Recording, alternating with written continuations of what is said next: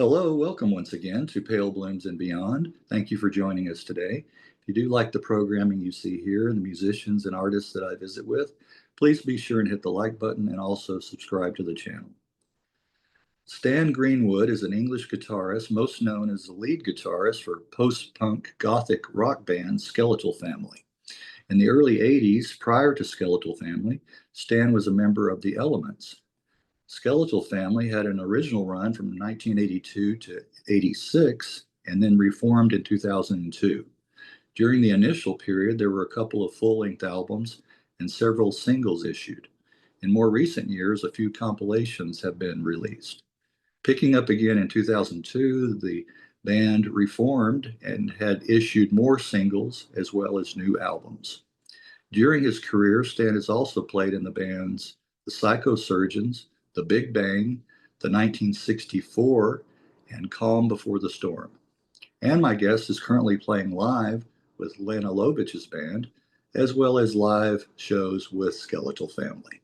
Well, welcome, Stan. Hello, Greg. Thank you for joining me today and taking time out to visit. Well, take us back to the beginning. Where were you born?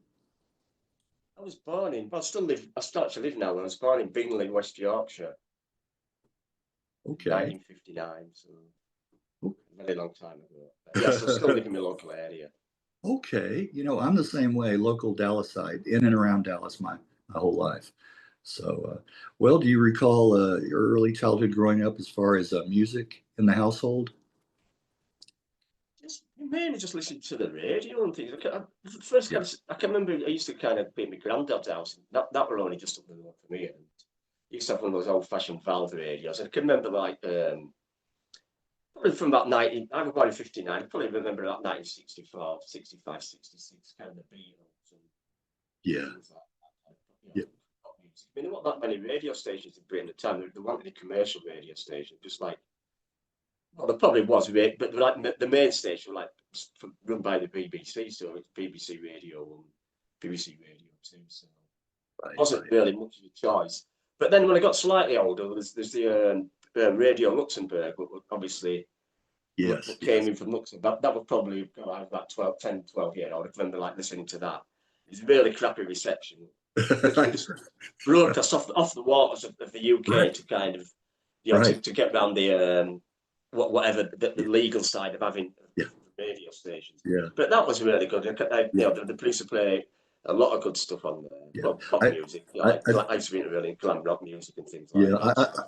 I talked to one guy who DJ'd at Radio Caroline, and he talked about his stories and getting all those records coming in and playing those, and they had a lot of free reign, back then to do that. Yeah, I listened to my transistor radio. I remember listening to that, and late at night, and my parents would come and knock on the turn that off. So instead, I'd turn it down, and then keep listening under my pillow. Yeah, that's going back a few years. Yeah, we used to have a little earpiece. Yes. But obviously, there was no hi-fi quality whatsoever. It was just, but it was kind of, and the signal kept on coming and going. Yes. Yeah, it was great. Yes. Well, can you recall the first singles or albums that you got yourself, that you bought? Yeah, I think the first ones, but rather bizarrely, I think one of the first ones I got was, it's not really liked much in Britain, that Gary Glitter Rock and Roll. I can remember buying that. And there used to be a lot of these, you used to go in these shops in Keith, in town there where I live, and they were like these ex-jukebox records. Yeah. And so you get them cheap, and I can remember buying that Gary Glitter record. That was probably about 1972, 1973. Yeah. I've got in a glam, not the Sweet and Slade, but that was one of the first records I bought. Oh, I have, speaking of Slade, I was surprised of this one. I've got an upcoming chat with Don Powell, the drummer. Yeah, he's in Denmark now. He's been there for many years, I think. So that should be interesting. But yeah, I talked to a guy too his dad stocked those jukeboxes, with the 45s. I said, well, I would have been like a kid in a candy shop if I had a dad like that. Wow. Well, how about the first live show that you attended, that you went to? That's so bizarre. The first show I ever attended, I'd gone older with mum and dad, and I think we went to Bulgaria once, and like club bands and stuff like that. But the first proper band was St. George Hall, and the first band I saw live was Slade. Oh, okay. Slade again. 1974. Right. All right. There we go. That, There we go. they were at the height of the career. Yeah. You know, really massive, and everyone's going screaming, going crazy. And I thought every concert was going to be like that. And then bizarrely, the next concert a few months later was Golden Earring, and the support band with Leonard Skinner, and I think that was the first time in the UK. That was 1974 as well. Well, is that and right? Everyone just sat around there drinking bottles of beer and smoking joints. A totally different atmosphere from the Slade. Yeah, Golden Earring. Wow. Yeah, I enjoyed that. Yeah, I remember seeing. I thought this was the wild to see Leonard Skinner on the Old Grey Whistle Test. Yes. They actually performed on there. I thought that was wild. Yeah. Many moons ago. Well, God, yes, that was 1974. Wow. Yeah. 50 years ago, virtually. Well, over 50 years ago. Isn't that wild how time and sometimes you think about it, it just flew by. It did. Yeah. To me, it just seems like yesterday. Yeah, it does. It does to me too. It does thinking about it. Yeah. Well, what were some early musical influences for you, bands and influences? Well, my favourite, the Sweet. I used to really love the Sweet, and amazing band. We even got Andy Scott, the guitarist. He actually came up to Keighley in 1986 and produced some demos for us. Oh, did it? Sweet was my favourite band. Bands like Deep Purple. Yeah, they were not punks. And that's like the Sweet, Deep Purple, a band called Argent, Bebop Deluxe. Yes. Did you see my chat with Russ Ballard? Ballard? Yeah. And what was the? I also talked to the drummer. Bob Henry. Yeah, Bob Henry. Yes. Bob Henry. Yes. Well, yeah. I mean, I even went to see them. Probably. We were Colin Blunstone's singing. Probably about it wasn't Argent. It was Zombies. Probably about 5-6 years ago in Leeds. And sadly, like Jim Rodford, the bass player, we're talking to him after, and he's passed away. Argent's fairly poorly now. Yes, he is. Yes. Yeah, but God, Argent was one of my favourite bands. Hold Your Head Up and God Gave Rock and Roll too. Kids covered a few. Yes, they were Argent were amazing. Yeah, and going back to the Zombies, you talked. I visited with Chris White. That was one I was really surprised he agreed to. That's one of those that I didn't think he would be up for doing a chat. But yeah, I think he produced some of the early Argent albums as well. Yes, he did. Yes, he did. Yes, he worked with Rod. He worked with Rod. Yes. And also the Colin Blunstone, a solo. Yes. What a voice. Well, speaking of Sweet, are any of the original members still around, or have they all passed? It's only Andy. Andy left. Steve Peace probably died. Yeah. 10 years ago. And Mick Tucker probably passed away before that. And obviously Brian passed away when he was about 44, 45. Yeah, early. So there's only Andy kind of flying the flag. Andy. Sweet now. So he's the last one. Well, wouldn't that be something if regular? I mean, I think he's playing. They're always doing these last tours, aren't they? And then I think he did last tour last year, and then I think he's doing a last tour this year. I mean, it could be prophetic, if he passes away with the last tour, but right. A bit like the Eagles, they used to do the ice freezes over the tour, and then next year they do another one. Yeah, keep doing another last tour. This is the last. Yeah. What we promised. This is the very last one. Exactly. That's funny. Well, what was your very first band prior to the Elements? Were you in a band prior to the Elements? What was? I can't remember the bloody name. But Sulfate Attack, they call the band. We never actually did any gigs. Okay. But we actually rehearsed with this guy. There were me, myself on guitar, Ian Taylor on the saxophone, then didn't have keyboard, Roger on bass, and there was a guy called Simeon Warburton, and he was in a band called, I think, Modes for Mutants, and Dormanu later on. I think they had the record out on 4AD and things. But that was the first band. We used to kind of rehearse at his dad's house in Haworth. I don't know if you're Haworth, and the Bronte sisters. He had an house up there, so we used to rehearse up there. And the guy called Mick McGrath, I think, was in the band as well on drums. Okay. What year was that? Probably, what year? That was 1979, so that was like a punk. more kind of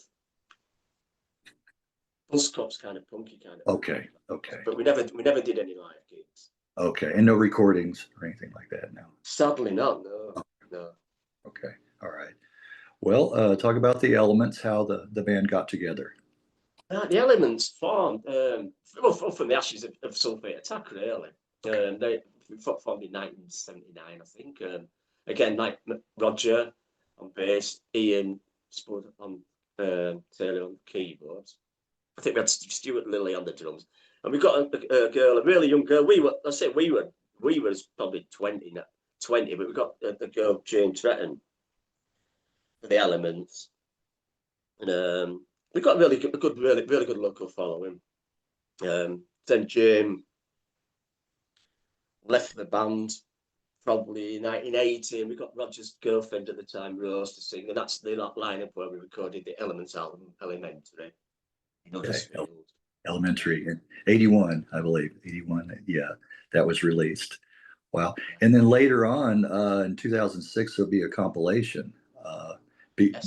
Beginnings 1980 to 1982. That's correct. Yeah. That was from various, obviously demos from Jane. We actually had another singer, Trish, who used to sing in. She was in a band with Justin from New Model Army called the Hustle Street Band, and Trish was with them for a few months, and then. But then Rose joined, and then we got the backing singer. I knew this girl from Keighley, Anne Marie, and she was like she joined as a backing vocalist for the Elements. I don't think she ever did any gigs with us. This would have been 1982. But the album you on, the beginning, that covers virtually everything up to Trees, but really would have been an Elements song, to be honest. Okay. But we decided to change the name from the Elements to Skeletal Family. Okay, yeah, that was my next question. Yeah, so you kind of morphed into that, and the single So Sure, that was going to be on Red Rhino, probably about 1982, and there's a version on Beginnings album where it's not Anne Marie singing, it's Rose singing, and it's more keyboard orientated. But for some reason, the deal with Red Rhino fell through. So so in 1982, we decided to just change our name to the Skeletal Family. Yeah, and now the name comes from the Bowie song, right? Chant of the Ever-Circling Skeletal Family. Yeah, that's right. From Diamond Dogs. That's right. We had a few. I think we put a load of names in and out, and like we were all kind of big fans of David Bowie fans. Probably Roger, probably more than me. But yeah, so we and then I think that name wasn't even pulled out. But when I thought, oh, Skeletal Family, that's a good name. So I think in the end we kind of overrode ourselves really and picked Skeletal Family as the name. The name for the band. Yeah, that's interesting that it was lifted, like you said, the last track on Diamond Dogs. Yeah, correct, and that may be my favorite Bowie. Of course, I like Ziggy. Yes, but that may be either first or a close second because I like the track. I like Diamond Dogs, the song, and Rebel Rebel. Yes, yeah. Those are great tracks. Yeah, 1984, another one. Yes, Yeah. Well, do you recall how you were signed to Red Rhino? Yeah. Me and Roger used to go over to Red Rhino because they were based in York, and it's only like an hour drive. So we used to go over there, just see Tony Kane who run it, and they had the shop in Gilligate, but they had a big warehouse, and Tony, we go up there and just let's kind of go through records and take records. He was a big indie distributor in the UK. Well, one of the big, so a lot of records there. So we got talking to Tony, and then we got, what's that? We released our first single, Trees, on the Luggage label. It was recorded at Rickrat Studios where Bill Nelson used to record. And it was so bizarre. We recorded that in the middle of summer. I think we recorded it while the Rolling Stones were playing Hyde Park, and I was going to go away after saw my ticket. So I thought recording this single would be more important than go to see the Rolling Stones. And obviously, it paid off because the single got played by John Peel once, and then I thought, flash in the pan. But then he got it 2 nights later, played it. Then a lot of people were requesting it. So obviously, we'd always been going to the NME down London and knocking on doors, no interest, but soon, all of a sudden, Right. trees took off. Yeah. Yeah, and it started selling really well. Yeah. You know what? And so we needed a distributor, and Tony Red Valley initially distributed, but for the next single, we needed a label that people knew. So we kind of signed, not really signed to Red Rhino, but we need like a contract with Red Rhino. So that's our next few singles and albums came out via that label. Right. Well, I may be jumping ahead a little here. You mentioned John Peel. Did you guys do any Peel sessions? Oh my God, we did. I think did 7. Well, 7 Radio 1 sessions, and I think 4 were for John Peel. John Peel, yeah. When the band was so lucky because John Peel's wife. I live in a place called Bingley, and down the road 3 miles from here is Shipley, and John Peel's wife came from. She lived born in Shipley. She married John Peel, so he used to come up here to Bradford, which is another about 8 miles away, quite a lot, and to do shows at the university and to Roots record shops. So John Peel was kind of around this area quite a lot. And he did a roadshow once at Bradford University. And I think when me and Roger went and give him the single, that's probably before he played it. And it was so bizarre with the sessions, because then once he played it a couple of times, we rung him up. It was so easy to get. We rung Radio 1, we could speak to John Peel, went to speak to him. And then he just says, come down to London, went down to London, broadcasting house, knocked on the door, went in. John Walters were there, took us in the office. And we're talking about where I live, Bingley, and he kind of really liked the area. And we just says, well, how do we get a John Peel session? And he just said, you just ask me. And he says, well, can we have one? This is when he got his direct. So it was as simple as that. It sounds simple, but we're so lucky. You like the record. So simple, and that's. So you got to actually meet. You got to actually meet John. You got to meet him. God, quite a few times. He'd always, just before your session was broadcast, he'd always ring you up on the phone. Yeah. And ask for the latest, because there were no internet and everything, so you have to physically ring people up. And he rung. I thought it was a joke at first. This guy on phone, he's John Peel, and I were at my dad's flat at the time, and we were saying, when's it? And I said, I don't have a list. Do you mind waiting 5 minutes and I'll get it? And then I thought, God, he's going to put phone down. 5 minutes. He said, oh yeah, whatever. And then he mentioned on the show that actually she spoke to my mother first, and she passed my number on, and he mentioned that my mother sounded like his mother, like voice-wise, they come from the same area. So it was kind of a bit of a laugh, really. Yeah. Well, so you're not far from Liverpool. Not really, no. I mean, the closest I'd say is Leeds. Leeds is only, as the crow flies, say 15 miles away. Okay. Yeah, I detect in the accent the similarities. Yes, yeah. Well, that's interesting because if you got a John Peel session, he championed so many bands. I mean, he really did. Yeah. And I hear talking to so many. They never actually got to meet him, but did the sessions. So that's interesting that you actually got to. Do you know where he got his start? On radio? Do you know where he got his start? Yes, it was on Pirate Radio, I think, wasn't it? Yeah, actually over here in Oklahoma. And it was. It was. Yeah. And you know what his birth name is? Ravenscroft. That's right. Yeah. Move ahead to the head of the class, Stan. Yes. You got it right. We can never express our kind of love for John. He did so much for the band, and for many bands from around this area, from the Sister Mercy, March Violets, and bands like that, from Red Lorry, Yellow Lorry. He gave everyone a kind of an hand up, really, and going back to like 60s, people like Rod Stewart and Mark Bolan, and things. Right. He was the first people to play their records. Yeah, right. Yeah, so it's not just. It wasn't just a kind of indie kind of stuff. No. And sometimes he would play like whole sides of albums sometimes and things like that. Yeah. But it was after the Beatles. So over here, we loved anything Beatles, and Liverpool. So that's correct. Yeah. Since he was from Liverpool, that accent really helped him get, jobs over here. Most definitely. Yeah. Okay. Well, enough on John. We could spend the whole time talking about him. Well, going back and listening to some of the early tracks, I like your guitar on in the night on that track. The night. Yes. Yeah, that's a nice sound on that. Yeah, yeah, yeah. That is Uh, that is yeah, so bizarre because seriously, we recorded the night only about 3 months after we sent it to John Peel, and he only played it once. And then I thought, and we actually rang up and said, "How come you're not playing it again?" So I don't really like the song. yeah. Oh my God, our career's gone down the pan. But then the third single, So Sure. Oh, sorry, She Cries Alone. He really liked that. So we Yeah, thought, God, we're back on track with him again. And then we got a second Peel session. yeah, yeah. I like that. It kind of it has that kind of gothy feel to it. That's what I like. That the guitar Yes, sound yeah. there. Well, yeah, one of my favourite guitarists is kind of his backplate, the guy from Susie the Banshee, the original guitarist, John. Oh, And he, not, yes. He's come up before. Yes, John. Yes, you're right. What? And I think yeah, I've got to sit. he's We're playing at Rebellion in a bit, and yeah. he's playing with it. And and he's got a new album, or he's Yes, working.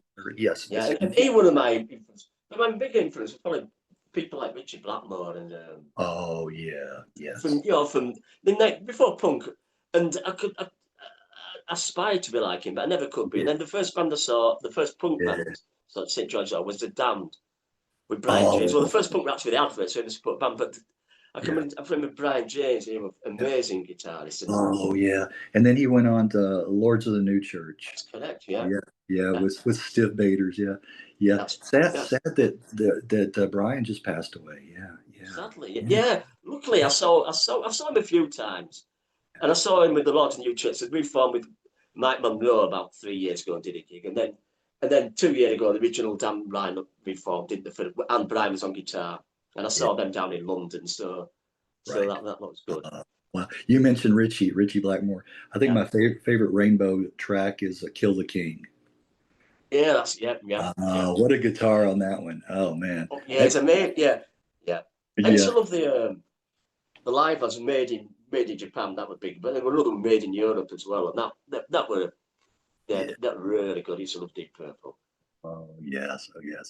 Well, the first album, "Burning Oil," from '84. The album Yeah, topped the UK independent chart. that's correct. Yeah, Yeah, yeah, did well.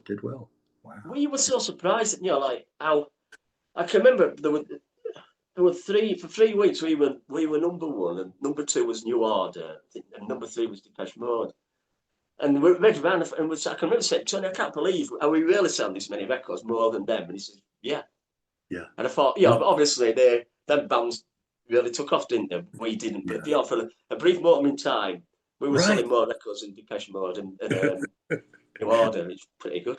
That's right. That's something to put in your CV, right? Yeah, yeah, Right. To be proud of. That is something to be yeah. proud of. Most Well, definitely. well, I have to say I like the drumming on the opening track, "So Sure." Yeah, Yes, really definitely. like that. Right now, are there horns in that track? Do I hear horns There are on on we "So Sure," or is that keyboard? It sounds kind of like. no on this. If you listen to the beginnings album, there's a Uh-huh. version of So Sure, and that's keyboards. That was probably recorded in about 1981 before we changed with Rose Robb singing. Then we Yeah. re-recorded the song um, with the lineup with Martin Henderson on drums, Okay. obviously Anne-Marie on the vocals and Roger. But we've got this local guy from Keith, and he played. It's actually trumpet on So Sure. Okay, that's what it is. Yeah. Yeah. I thought that's what that Yeah, was. but people say, "Oh, we're a goth band," but there's a lot of our stuff is dancey. Yeah. Oh, Yeah. I'd like to equate us to more like the Cure. Quite a lot of our songs are poppy. We're not all doom and gloom. No, We no, don't really have a set no. way of writing. Whatever we like, if Yeah. you like it, if you Yeah. this doesn't sound like Skeletal Family, well, sod it, we'll release it. So Yeah. See, I'm a little reticent to use the term. I don't like a blanket term like that, like goth. Because a lot of times I don't think it applies to certain bands. That they call goth. Like one of my favorite bands of all time, the Chameleons. You know, oh God, yeah, we're yeah, not going. yeah, and people call them goth. I say no, that's not goth. Yeah, Post punk. Maybe yeah, early on, but just alternative. I would say alternative, but not goth. yeah. I wouldn't go Yeah, there. I found the bizarre. When we started first going to America, kind of regular, but probably we've been in 2004, but we started going over later, 2012, and then we were on all these compilations. All these bands are saying, all these guys are saying, "You're a really good death rock band." I thought, what? Yeah, You death know, rock. a dark wave. And think, what's it? More like that one, more like an American term. But in all honesty, them terms being labelled them actually got us a lot of fans. Yeah. So, Well, that's but then true. to me, you can. I'm not whatever you want to call us. Yeah. You know, we just write what we write. We That's we right. don't write gothic songs. We don't write Right. death rock songs. We just write Skeletal Family songs. Yeah, it can be a double-edged sword. You're right. Yes. Any kind of label like that. You're right. You're right. Well, another track from that first album, "The Wind Blows."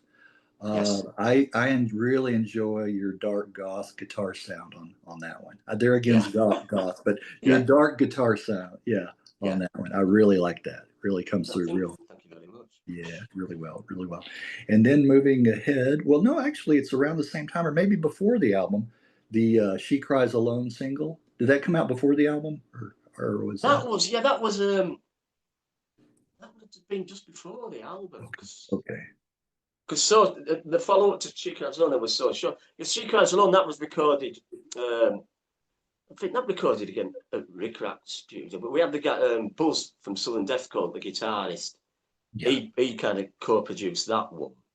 yeah, And then I think that's more of a kind of, I won't say a poppy song, but that song used to go down there. yeah. I imagine it did. Yeah, that's got to be my second favorite to "A Promised Land." I think she cries alone. Yeah. Well, the band toured with the Sisters of Mercy on their First and Last and Always tour. That's correct, yeah. And that's my favorite Sisters of Mercy album by far. Yeah. Oh God, yeah. Yeah, yeah. I don't think there's a NAF track. There's not a NAF track on there. I think No. they're all Yeah. Yeah, great track. Well, it's like most bands. The first album's usually the songs that have kind of had a chance to kind of hone over a couple of years. Right, exactly. The sophomore slump. The second one's always harder. Yes. Yeah. Like the first one, like you said, you have all that time to work on. Yeah, Yeah. with tracks like "Black Planet," "Walk Away," "No Time to Cry," "Marianne" is another one. Yeah. And what a songwriter, Wayne Hussey. And they lost, I think, so much when he left to form the Mission. I think the band really suffered. I think it started going to, when Gary got kind of left or got kicked out of the band. Yeah. Just after that tour, it kind of, I think, kind of lost direction a bit. But that we it's bizarre because the last performance that Wayne and Andrew did together was we were playing when actually after Amity had left and continued, we were playing in Hamburg, and both the guys came backstage before the gig, and then they said, "Do you want to do a song?" It's on a bootleg. We did two songs. We did Batman with Wayne, and then Andrew came on and did Knocking on Heaven's Door. I'd like to hear that. All these new songs. We went to the Reaper that. Yeah. Wow. How well did the band go down in Germany? Yeah, that went down really well, and then wait about 2 months later, Andrew and Wayne had fallen out, and that was it. That kind of ended the Sisters. They had a bit of dispute over the name, didn't they, Sisterhood and things like that. Right. Yeah, bit sad, but then bands, obviously, bands split up. And that's how it is, and it's just progression. Of course, going back to the day, you would see bands that you had liked at your shows, or you would go to other shows, see other band, and exactly, yeah. The whole band members would be there, watching. I mean, one of the bands that did a lot for us, like Sex Grandchildren, we did some gigs with them really early on in our career. Yeah. And I come with Terry from Sex Grandchildren. We give him some singles, and he went down to London and took them to these guys at the back cave and everything. And then we started getting a following down there, and we got to support Sex Grandchildren a few times. I think we played at the Marquee. Right. That was when we were fairly embryonic, really early in our career. So it was really good playing the Marquee when we'd not really done that many gigs. So a lot of those bands helped us, and we helped other bands as well. So yeah, that's going back, the Bat Cave. Yeah, that's going back. Yeah. Yeah, that rings I remember hearing about that growing up. Well, Well, how did the album Feudal Combat fare? How did that with the critics and fans? That was bloody weird because we did the first album over in Rochdale, I think the studio. I think Peter Hook owns it now, or used to do. And we recorded the whole album for about 1,200 quid, £1,200 on a budget. And then we found out that Red Rhino give Red Lion Yellow something like £2,000 to record a single. So we were a bit paid off. Oh So we yeah. went to Tony and we want a good album, we want a good producer, we want a good studio. So we got a few people coming to see us, but the guy we liked, we got John Brand, and he'd done the Water Boys and the Cult. Mike Scott. Yeah, Mike Scott. Yeah, exactly. Yeah. So we got the studio in Highland Studios in Vanessa, middle of nowhere. And I think AC/DC had been using it to record a couple of weeks earlier. So it's a really good studio. And we spent about 3 weeks on that album, and then we spent a lot of time mixing it. So you can tell it's a lot more polished. Some people said they prefer the first album, but Futile Combo a lot more polished and a lot better engineered and produced and everything. And the songs were worked. You know, John had come up and we'd worked songs out, and he'd say, "I didn't need to cut this chorus out, or use the verse instead of a chorus and things like that." So whereas the first time we just all our songs as we recorded and rehearsed them live. The second album, if you have to come up, spent a lot more time on it. Okay, yeah, you can hear that like you said, the production, and it's more polished. It's definitely more polished. Yeah. And we got the guy. Yeah, we got Anthony from the Water Boys, the saxophone player. Played his saxophone on it, and we got the guy from Wang Chung. He played keyboards on quite a lot. I think he might have played on Promised Land. Graham Pleath, I think they called him. Okay. Well, that leads me to my next point. The Promised Land single.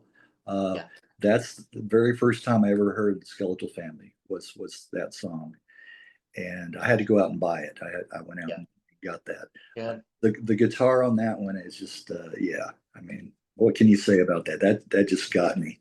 Yeah. And in fact, was that? Do you know if that song was played there at clubs? Was it played there at dance clubs? Do you know? Yeah. Promised Land. That was when we could have took off, really. Yeah, it's danceable too. I mean, it makes you want to get up there. I played it. I used to DJ at a dance club here in the mid '80s, and I would play it. And they would get out there. I mean, they so they liked it. Oh God, yeah. Always. Yeah, the bizarre thing is, only a few weeks ago, I had a few drinks, and the song came on, and I thought, God, this sounds good. And then I thought, it's Promised Land. I thought, shit. I thought that's a good guitar. When we were pretty drunk, and I thought, it's good. Yeah, it kind of stands up well. Yes, it does. Against other songs, obviously, when you go on Spotify, I think that has something like nearly 2 million plays a year, and then all the rest of the songs have 1 million. So obviously, Promised Land is the kind of it wasn't a really big hit, but it on the goth scene it was big, and it still is. It's still on all the compilations now. So it's still. Well, how long did it take you to come up with that riff? That song came up, I swear to God, in about 20 minutes. With Roger Spratt and Keith Lee. Yeah. And I just came up with that guitar riff. I think I used to mess about with rehearsals and things, and I thought, and then he said, "Oh, that sounds good." So we got that, and then I think it's only got 2 chords in it. Yeah, so it's pretty simple. Yeah. And Roger kind of came up with the lyrics in the same evening, and then we took it down to the rehearsal. Well, we used to rehearse in his flat, so we took it to rehearsal. We actually next day when the band turned up, we've got this new song, and I think, and when the first few times we played it live, it just blew everyone away, and we were surprised. Bloody hell! Yeah. So obviously that's why after So Sure, it was just the next single. Really, a very recognizable track. Yeah. Yes. Well, whose idea was it to record "Stand By Me" as the B-side? God, I didn't want to even be on that one. Seriously, I like the song, but I just thought. I don't even play. I think Roger played the guitar bit on it. I don't want to play on it because I just thought. Yeah. I've got that song, but the originals, is it Sam Cooke or whatever? Right. Yeah, the original's great, and we have played it I've played it in other bands, but for the Skeletal Family. But even Tony, everyone's saying, "Oh, this could be a kind of break." through Yeah. thing, and thinking, well, I don't would be recognised for that, the cover version of that song. So I would never, Right. I, I would I, never. Don't get me wrong, it's kind of, it's all right, but it's not a. yeah, I had to ask you that question because I thought So we that was never did kind of have any covers. I think we did on the first one we did Black Tuesday, we did by Alice Cooper. okay. Okay. So we never really did that many, and I think we did a Devo song as well on one of the other Gut Feeling and Passenger Iggy Pop, but we've never really played that many covers. Not that many. Yeah, I didn't see going back and looking at your catalog. I didn't Yeah. recognize that many. Yeah. Well, lineup changes. Why did Anne Marie and Martin leave the band? Martin kind of. I think this was really stupid. He left because, from what I can remember, him and Anne Marie had an argument. I think she said he'd stole a study belt or something. It was something stupid as that. Oh wow. Okay. Yeah, because before Martin wasn't originally the band. We had Steve Crane and he'd left, and we had Howard Daniels on the drums, and then Howard just didn't even turn up for the. We're doing that. He played on the night, and the third single, She Cries Alone. We got to shoot him. Now he didn't even turn up for some reason. He lived over in Manchester, so we got Martin on the drums. So Martin kind of became our drummer by default. And he played on the first two albums. Yeah, but just a kind of an argument, something and nothing really. Yeah. And then the first time Anne Marie left the band, that was a bit kind of disappointing. We were planning, we were rehearsing it back. She didn't turn up one day. I thought that was bizarre. And then there's a pub in there, the Interchurch, and I went there, and there was Gary Marks in there, and I thought I hadn't seen him for about a year because he'd left the system there, so I kicked him out. And then he said, "Oh, what?" And I said something. "Oh, good to see you. What are you doing here, kind of early?" "Oh, I've just come over to Bath." I said, "Well," and then obviously Anne Marie had turned up for rehearsals. Obviously they were planning to do a new band kind of behind our backs, really. So, And that would be Ghost. So we found out about it anyway, and we auditioned. Yeah. Literally the next week, we put an advert in Enemy. Yeah. And we had a few singers, and we had I think we had Mitch from Look Back in Anger. I think she came up, and Katrina did, but Katrina didn't like it at the time. Okay. So, but yeah. So again, it just. Yeah. That was interesting. That Anne Marie would end up in Ghost Dance, and then and you mentioned Katrina Phillips. I found that very interesting. Ex Colorfield backing vocalist. Exactly. Yeah. Now that's a strange pairing there from a band like Colorfield.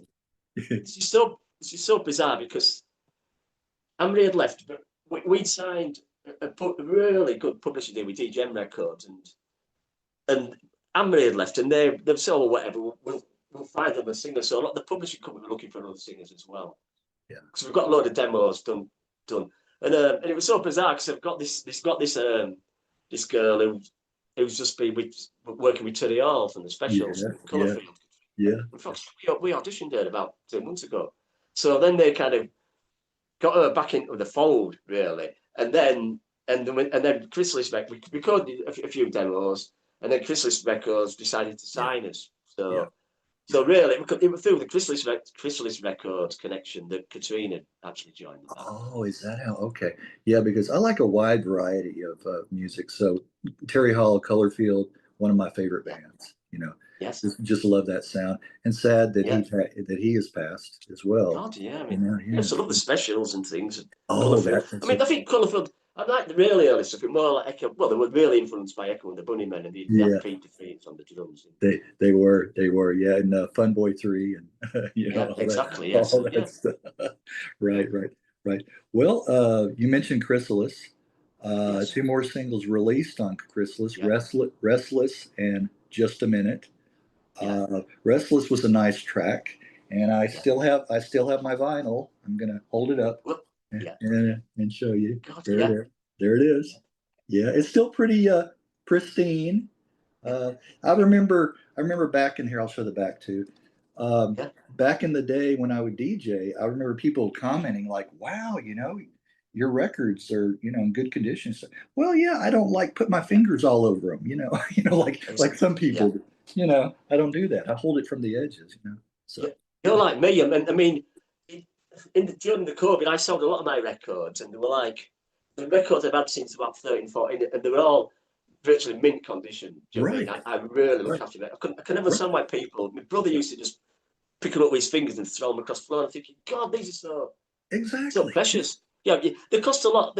I had a paper round, and for my paper round, you could only buy an album a week or 2 or 3 singles. I thought, you Right. treat, Right. you Right. treat Yeah. them. Yeah, once you get a scratch, it's crap, and no, fair enough. You can recognize. And some of my records, someone did scratch it, and I recognise it. Right. And I have to show you, I would But clean yeah, I them. look after them really well. I would clean them. Here's my brush. I still have my Yeah, brush. yeah, I would, and that fluid that you put on there. Yeah. yeah. I would always keep them in good condition like that. Yeah. Put that back up there. And yeah, well, what I used to buy a lot of the punk singles started coming out with picture sleeves. And I used to buy those cardboard wallets with polythene inside, and I used to take the picture sleeve out. So a few years ago, when I was selling my things, the picture sleeves are brand new, and some of these records were 40, nearly 50 years old, and I put all the sleeves in a box. So that when I can get them out now, they're just like brand new. It's amazing. Right. You got to take care of the merchandise, right? If you want it to last. Yeah. Right. And it paid off. I'll be honest, I don't really play violin, but I've got like Spotify kind of type things. Yeah. I can rather get a Buzzcocks single out and put it on, then 1 minute 40 seconds later you've got to change it. I'd rather just say play this, just play that, play this. Right. Exactly. We become kind of lazy and spoiled, very spoiled. Yes. Most definitely. The other days when I used to make compilations upon cassette tapes, obviously you have to do it in real time. So to do like the 90-minute tape, it probably take you like 3 hours. Oh, right. But then the Walkmans came out, didn't they? They used to take the Walkmans around with these cassette tapes.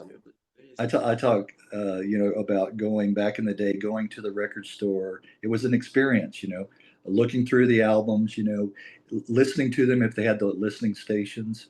I picked up a lot just by the cover. I mean, I could tell. Yeah. I may not listen to it, but I like the cover. And usually it would turn out it'd be music I liked, So I took a chance on a lot of that. But just the whole process, buying it, taking it home, the anticipation, getting home, unwrapping it, and then playing it, So it was just I miss those days. Well, I can remember. I can remember buying the first, not the first app, but it was Iggy Stooges, Raw Power. I'd never even heard of him before, but I saw the sleeve on the front. I thought, oh God, this guy. It's amazing. Some of the titles look good as well, and James Williams on the back cover. Right. And then I thought, shit, I'll just buy that. I bought that way. I never even listened to it, and as soon as I put it on the album, I was like Search and Destroy and things like that. Pretty Face and Planet Lounge. Right. It's amazing. Even now, that album's amazing, do you know what I mean? The Raw Power album. Right. Of course, some of them, with one in particular, we had a lot of imports from across the pond, and he would let me listen to just about anything before I bought it. So that was I got in good with the owner. Well, fast forwarding a little bit to the Psychosurgeons. How did that band get together? How did that form?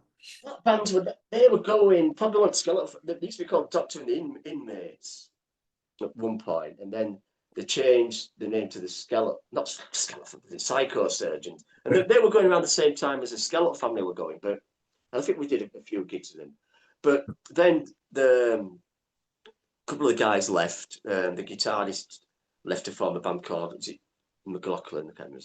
He left to form a band called Loud, with the guy from Stuart Model, I think from New Model Army, and things like that. And then there's a Skeletal Family kind of split up in after about 1988, 87, 88.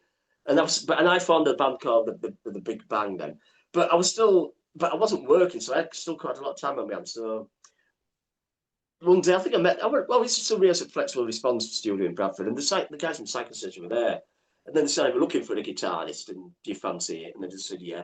And they're doing some good tours, like in Eastern Europe, Czechoslovakia, before it got split up. So I really went along for the ride with that, really. But there were some good songs as well. And Willie, God bless his soul, he passed away a few years ago. But he was really, he had like 2 big suitcases of costumes and things. And wow. How was it? I was going to ask you, how was it playing Eastern Europe like that? Like you said. Crazy. I mean, crazy. Well, on stage you were crazy if it's subdued off stage. But really, really nice guy. Yeah. I talked to members of bands that were before the wall came down, and talking about Yes. playing some of those Eastern European Oh, yeah, yeah, countries, and just how hungry they were for Western music, yeah, and just the fans were just yeah, loving the whole yeah, idea of that, yeah. and how oppressed they were, Yeah, and it just totally opened my mind because it's got this. So this is about 1990, something like that. yeah, And we used to go in these bars and they said the fans was really interested. Oh, look at that guy over there. He says no one speaks to him anyway. He were like part of the secret police, and he used to have one person on every street, and they kind of report back if any misdemeanors. Do you know what I mean? yeah, And yeah, it was so depressing. You couldn't do anything. There's always someone, and right, this guy had a bit of authority as well. But obviously, once that the dictatorship, I know the communists yeah, like a dictatorship. Once that fell, and right, people were total, yeah, total just treated well. They were just shy, and they were shy, just like a puppet of the state. So right, and the cycle says we're more like a left wing band as well. There, so it was good, and obviously Czechoslovakia were kind of that way. But it was a bit upsetting to see, from socialism and that how much, I know there's fascist states, but even the socialist states are just so repressive against yeah, groups of yeah, people. It's kind of disgusting. You've got to be thankful you kind of live in society yeah, we do at the moment. yeah, God pretty knows how free. long it's going to Pretty, last. But right, right. I know what you're referring to. Yeah, right, especially over here. Yes, yeah, yes, yeah, yes. and over here as well. Yeah, But I know that it kind of you guys kind of mimic the same political situation that we're going through. So yeah, I definitely understand that. Well, you did just mention Big Bang. Who was in yes, Big Bang? Who was in Big Bang? and Big Bang was more like a key. Well, most of my musicians I play are from this area keys. And there was a guy, Daz, he's in a band called Teenage and a while, I think. And that one was that from another Bowie album. Yeah, that's Uh, right. it Yeah. was a band called The Shakes. And and that band, I formed that in 1988. And it's still the 1964 is still got some of the not the original members, but so that band's probably been going nearly 40 years now. But yeah, that started when we first started. We were more into kind of rockabilly, Gene Vincent kind of things like that.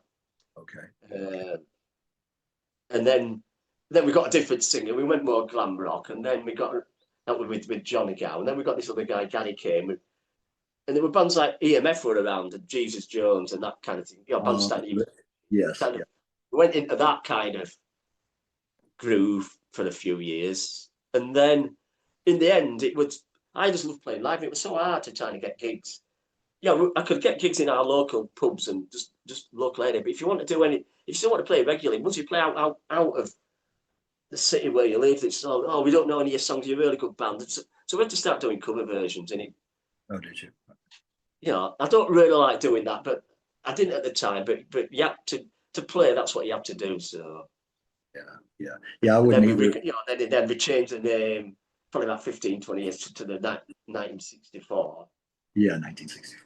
And Yes. we just do like 60s stuff now, stuff like small face animals and things like that. Oh, Small Faces. Yeah. Yeah, Yeah. yeah, It's so interesting hearing about them. I talked to one band, one guy who's in a band. He said he was too tall. Everybody else in the band was kind of yeah, short. They got yeah, rid of him, and they got somebody that was the same height, just like the Small Faces. exactly, yeah. Yeah, did that. They wanted everybody. Yeah, Yeah. Well, yeah. that was the thing with the small face.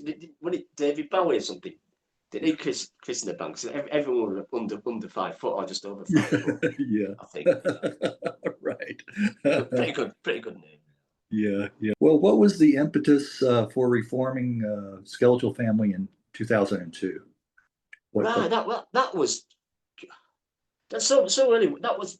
I was one of the first people who got really good started getting the internet and things. I had a computer and and the started, there wasn't that much content on the internet, but thank God all these people talking about Skeletal Family, especially in other countries and stuff. Thinking, shit, I didn't know we were that well known. Yeah, yeah. So yeah, so we I think it was 2001 originally. We're gonna. I used to still be in touch with Anne. She kind of just lives around the corner. Well, she still does now. And I used to bump into her fairly regular. And me and her got a band together, just doing. more like acoustic cover versions for a bit. And then someone else said, why do you get the Skeletal Family back together? So we got Roger involved, and they got Martin, the original drummer, back. And it was all going well. And then we even had a photo session for the Keith Lee New, the local paper, and the interview and things. And then she pulled out because I don't know if her husband would let her do it or she didn't want. I think it probably more her husband didn't want her to do it. So then but we got all this big gig in Leeds, and it sold out the warehouse. So, oh God, what we do? So I got in touch with Katrina. She was living in New York at the time. And she agreed to kind of fly over to do the gig. So that's how. And then that went down really well. Obviously, some people when it was not Anne-Marie, well, you know, they didn't seem to like it. But so what? That's bands come and go. But then we got a lot of offers from Europe, but Katrina could be flying over every couple of weeks. So we ended up getting another. We got Claire as the singer, Claire Bannister. And then recorded the first album to cover it. Well, Anne-Marie would come and go quite a bit. It seemed like. Well, exactly. To rejoin the band, for a while, then leave, and then come back again. Yeah, later. Exactly. So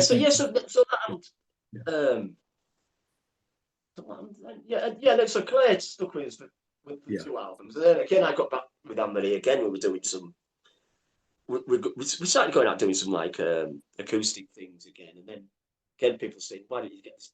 Oh, the Skeleton Family was still going with Claire, so we went out under her name, and we actually recorded an album down at Paul Weller's studio. Called Day of All Days. And that's a Skeletal Family album, I suppose, really. But then some of the songs are a bit too commercial, so really we don't really want to put it on the Skeletal Family name. But recorded that down at Paul's place, and then it was very hard getting gigs. People just going out under their name. People didn't know who are. So it's like Eck and Bunnyman used to go out under the name Electrofiction, and no one even knew who they were. Then somebody changed the name back to Eck and the Bunnymen. People knew who they were. Same with us. In 2003, we changed the name back to the Skeletal Family again, and then we're getting these big gigs again. So well, the album you were talking about was that Sakura? Was that the one you were talking about? Yeah, well, the one before that there was Sakura. That was the first album.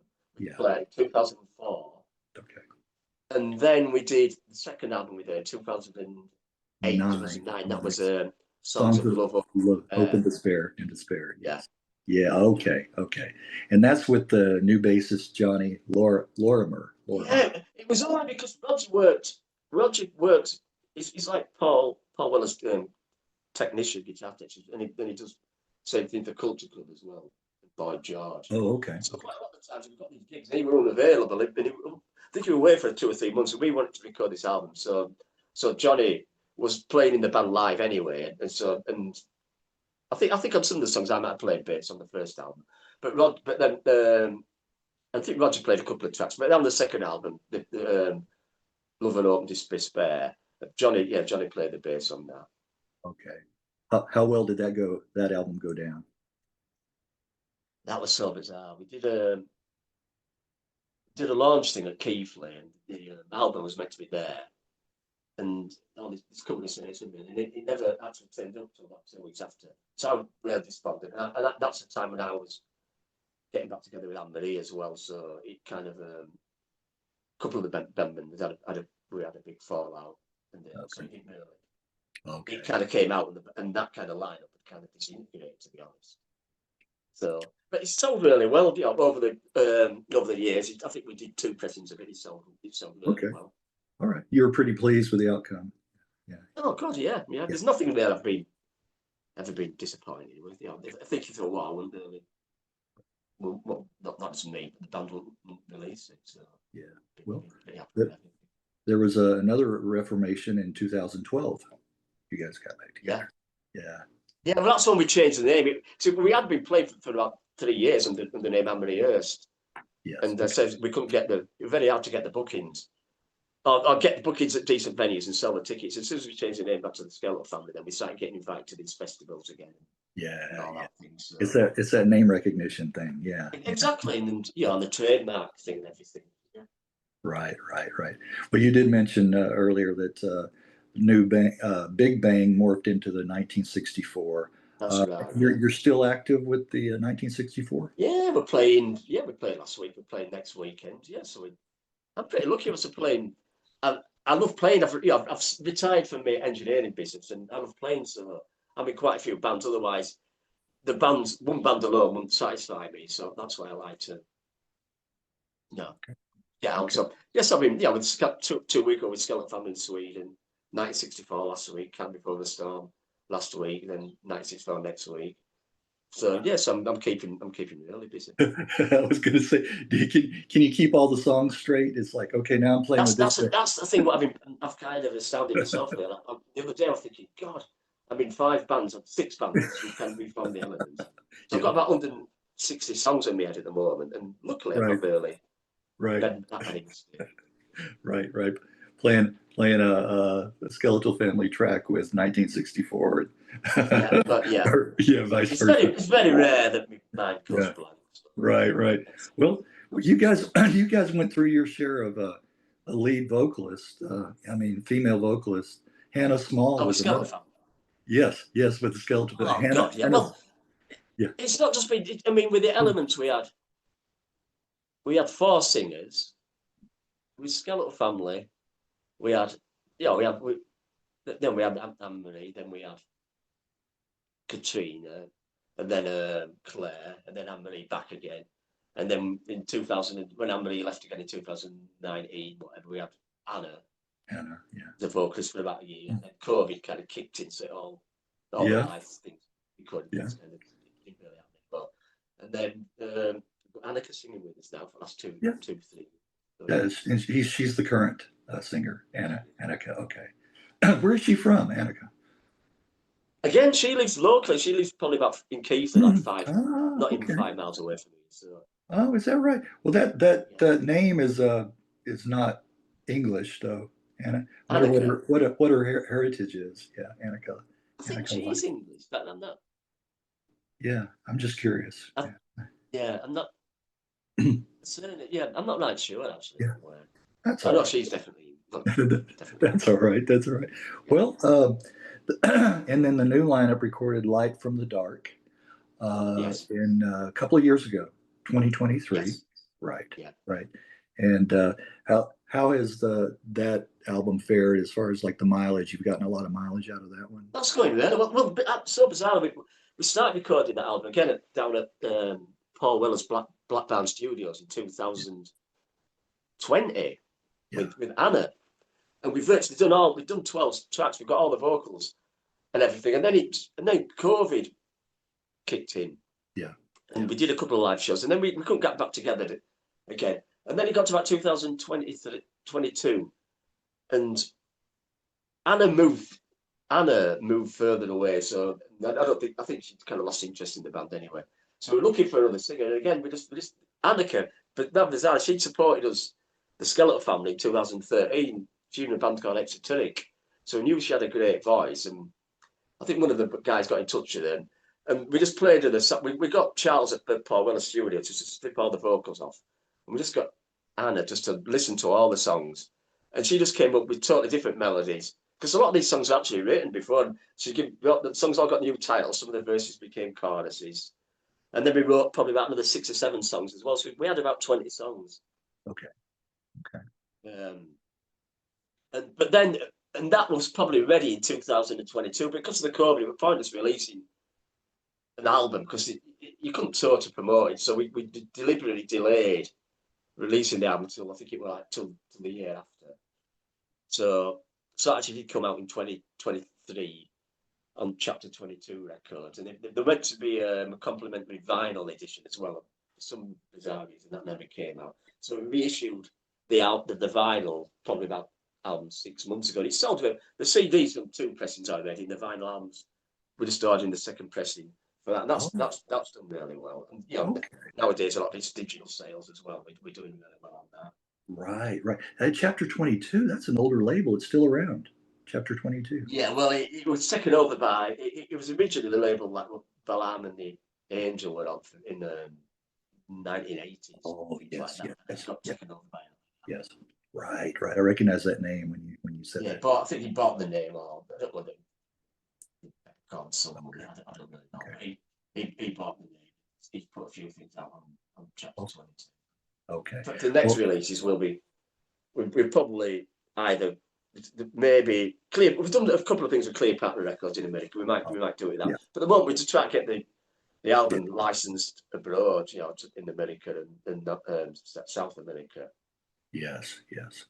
Yeah. Cleopatra's issued a lot of compilation albums over the years. Yeah. Yeah, so they've been really good to us. Yeah. They are. Yeah, sometimes it gets late. Yeah. Well, talk briefly about whatever. It's always been good to us. right. Talk briefly about Calm Before the Storm. Yeah. And for some, just the thing again, that was just after COVID, and I was bored and I wanted things to do. So I got this other. It was just all cover versions, and they got another guy who lives locally. So it's never that difficult to hear. We started playing a few gigs, and the great thing is, you know, the bands we've got to either split a budget for the bands a lot of times, Yeah. and just to do gigs. I won't say hard, but it takes a lot more time. Whereas the acoustic thing I do with Camp for the Storm, you can just leave in your car, get to the venue, set up in 20 minutes, and play, and you can be home an hour. Yeah. Half an hour after you've finished.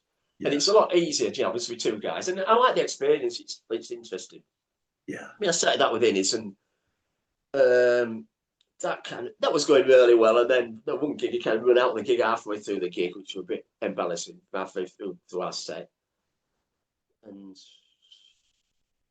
so I had to carry on and look at a couple of other guys help me. And then I thought, I'll stop this. We've got another Gary who used to be in the big band.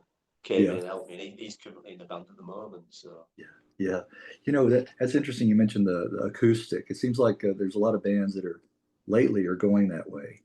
You know, playing acoustic set. I know Mark Burgess from the Chameleons.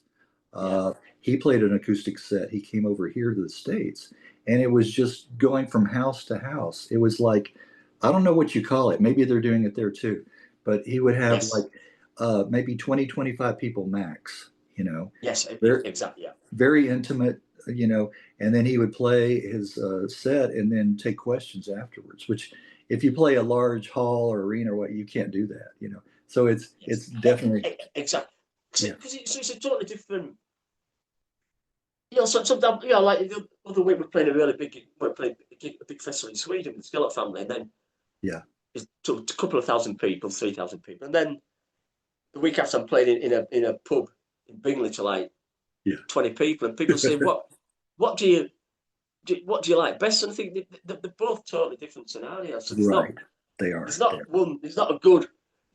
I love playing on a big stage. It's amazing, but then again, I love playing to 20 people in a pub. Right. Exactly. I can see that. So you're talking about the Subcult Festival when you? Yes. Yeah. Yes. Okay. Yes. Well, how were you invited to join Lene Lovich's band? What happened there? That was so bizarre because in about 2013, I think we did a gig.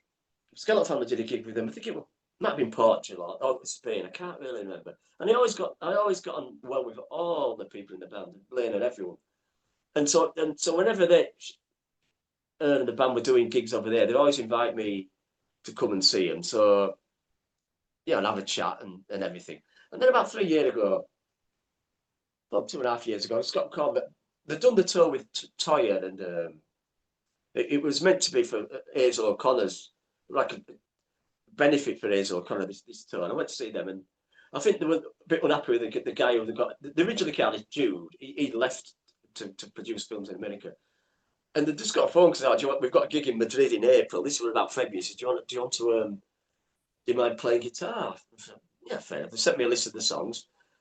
Yeah, and I learned them all. And then I think I went to London 3 days before, and then all the songs are on different keys. On the records Lene was saying the records in the 70s. Sometimes records they thought they were too slow, so just speeded it up.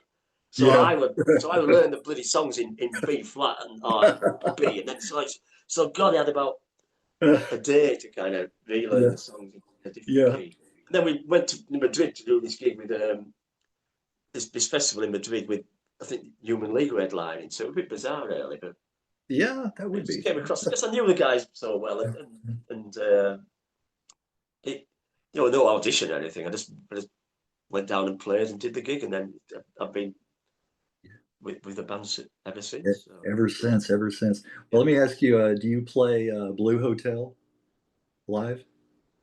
Do you recognize We that one? yes, yeah, we did, but we haven't done it. Yeah, that's my No, favorite we of do. hers. No, just anything. Yeah. That's my Yes, yeah, favorite. we do. Yeah, yeah, Oh, okay. That's my favorite of hers. Yeah. yeah. It's a good one. That, yeah. Yeah. Yeah. So I was Yeah, I've just heard curious. about. She keeps good thing with Lene. She throws different songs. Yeah, I'll confess I don't know every one of her songs, but she'll Yeah. yeah, I'm gonna try this one this time. Right. Yeah, whatever. To me, I'm getting old. I need my brain to kind of carry on working. So I feel Yeah. like yeah, I've learned some new songs. It's always interesting. It's always Yeah. a challenge.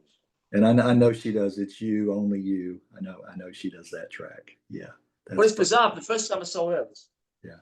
1978 at Bradford University, which is only 8 miles down the road. And, Yeah. I thought like nearly 40, 50 years later, I'm playing guitar with her. Kind of a bit bizarre. Yeah. Yeah. Yeah. Isn't that something? I think it's always fascinating to hear like of bands that you were into, artists, like years ago, decades. You never thought that you would be playing with them, and then one day you end up actually And playing. You know, in a million years, I would have right, anticipated that. right. Or idols. I hear people talk about, somebody Yeah. was their idol, and then all of a sudden they're actually in the band with them, or recording with them, or what. Yeah, Yeah. that's got to be something. Well, you are in the midst of the tour, Skeletal Family. We mentioned the subcult. That kicked Yes. off the tour in Sweden. That was the beginning. Uh, Yeah, yeah, and yeah. And then we've got a few more gigs. We were playing Rebellion Fest. That's a big one in a month's time okay. in Blackpool. Yes, Playing yeah, that, and then we're doing I think a long weekend of our own gigs, end of August, and then yeah. beginning of September we're doing Theatre of Eight tour. We're supporting Theatre of Eight on Yes, their big gig. I was going to mention them. I like them, and then I also like Spear of Destiny. Yeah, Yes, yeah. yeah. I like both of the bands Oh, there. Kirk Brandon. Yeah, Kirk Brandon. Yeah, oh, he's amazing, Kill. We get on really well with all the band.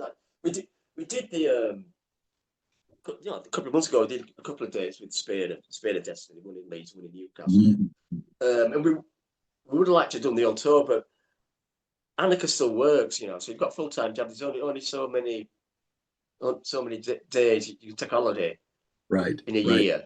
You can't really take all the holidays to play with a band. So, No, no, so no. we've done that. See I'm in the same boat. I work a regular job, so I can only do these on certain times. Exactly. Yeah, right. So I'm glad that we were able to, coordinate and do this.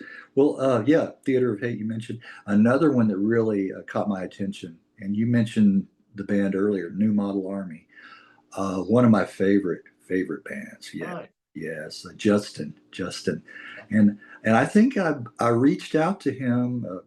It's been a while, a year or two ago, maybe, on their website, and never heard back. For to do an interview.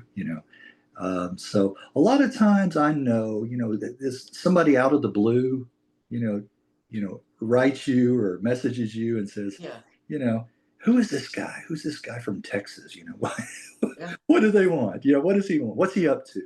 What's the motivation here? And a lot of them just kind of ignore it. I'm sure they just, blow it off. But I would really, that's somebody, Justin, I would really enjoy a conversation with, you know, Yes. to pick his brain. Yeah, a little bit. Yeah. Yeah, I saw him a few. Saw him a couple of weeks ago. yeah, It's bizarre. The first ever. I yeah, always recall this tale. The first ever gig New Model Army did was supporting yeah, Elements. yeah, Because well, I don't know if I mentioned it. We had a singer at the time, Trish, and she started singing for us. And she said, "Do you mind if the other guy in the band, Justin, he's formed a new band it's called New Model Army. Do you mind if they support us at this place called Scamps in Bradford? yeah, It's not this crappy nightclub on a Monday night. Put you on a Monday night because no one goes to the nightclub, so at least you might get 20 people watching the band. right, It's not their first gig. I think that was 19. right, Was it 1981? So yeah, you're supporting Elements at Scamps in Bradford, right. I remember and when I then first. yeah, Go ahead. and Go ahead. they were always played. I've seen them a London time. Then the first time when I saw I thought, God, they're going to be. We did the tour with Sister Mercy, but there was one night when I think we played at Huddersfield Polytechnic, and I thought, what, New Midlanders are coming on, but they're on after us, and that was the first time I'd seen New Midland with a proper big PA. And I thought, God, they sound amazing. Yes. Do you know what I mean? And the songs were good, just got the good songs and the kind of the political leanings. Yes, yeah, were kind of good. Yeah. The image were good and everything. Do you know what I mean? So it's good. You know, I think they're supporting Billy Idol in London, but it. Yes. So, right. And supporting Bowie in Germany in Speaking of, so yeah, they've done pretty good for themselves. Right. Speaking of political, Redskins. Yeah. Oh, yeah. Another band. Yeah, that I've got a couple of their singles, I believe. I got a best of. Keep on keeping on, is it? Oh. Yeah, that's the one. Yeah. That's the one. And I like the horns. You know how they you know got those in the track as well. So, well, that's yeah, they were good. Yeah, definitely. Well, I think we've kind of come to an end here. Unless we've covered quite a bit, Stan. Unless you can think of anything else you'd like to mention, or I thought it's been fairly pretty thorough. You know, try to. I tell people it's kind of a bio. It's a biography. You know, so that's why I like to go back to the beginning and hear your influences and that kind of thing. Yes, yeah, and see how you develop it. Yeah, and all that stuff. So it's always fascinating. Every musician has a story, right? They have a story to tell. So that's what it's about. That's what it's about. So okay, well, continued success on your live shows. What about is there any plans or any in the works for new albums? With Skeletal. The album. We probably recorded about 6 songs already for the new album. Okay. When we're planning dates, hopefully we're doing it. Should be doing some gigs with Theatre of Eight next year in America. Yeah. With the Skeletal Family. I think. Oh, okay. Lene Lovich would play in Australia. Well, you need to come to Dallas. You need to come down here. I think so. A lot of the times, though, that we've done some fairly extensive tours with Skeletal Family. We end up usually going the east and west coast. You know what I mean? Right. Not really going mid. But I don't know. If a lot of the time it's the finance and if you get enough money, it costs a lot. It costs a lot of money to put a band on the road nowadays. Especially over here. A lot of times it's just logistics. It's very expensive. Yeah, I've never played Texas before, so that'd be amazing. Yeah. It's very expensive, especially over here. But that would be exciting. I know there's a lot of fans around here still. I know. Yeah. But you get to go where you get to go, right? Right. Exactly. Yeah. A lot of the times it's the promoters as well, and sometimes and there might not be that night available. You can't fly 1,000 miles and fly back to where you've been. That's right. So it's logistics as well. But no, and it's trying to keep out of that. It's a big country too. All right. Well, thanks again, Stan, and say hi to the rest of the band and everything. I will do. Okay. All right. And keep in touch too. Do let me send me a message when you have any updates, anything like that. Yes, sir. New material, whatever. Yeah. All righty. Then you have a good rest of the weekend. Yeah. And I can't get out in the sun now, so yeah, right. Is it once it goes down, it'll be a little cooler, I guess, for you. Yeah. Oh no, I think it's going to be really warm tonight, but then I think the weather breaks. I think on Monday, so I'll make the most of it. Okay. Hope so. Okay. All right then. All the best to you. Okay. Okay. Thank you. Cheers, Greg. All right. Cheers. Speak soon.